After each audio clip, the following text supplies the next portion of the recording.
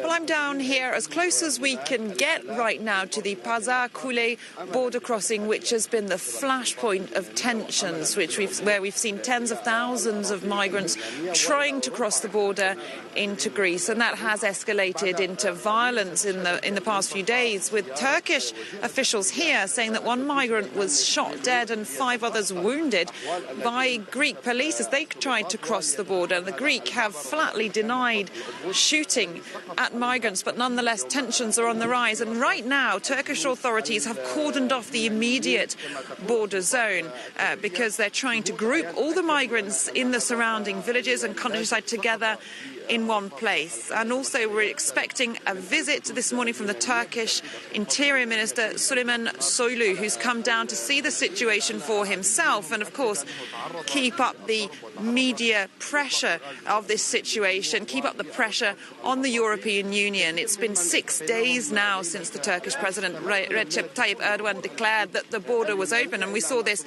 massive influx of migrants hoping to cross into Greece, and the situation still remains tense and the standoff continues. As you say, wanting to keep up the pressure on the EU there. Well, Erdogan met with EU diplomats yesterday. He's holding talks with Putin today. What can we expect to see on the diplomatic side? Yeah, the diplomatic movements are happening rather quickly.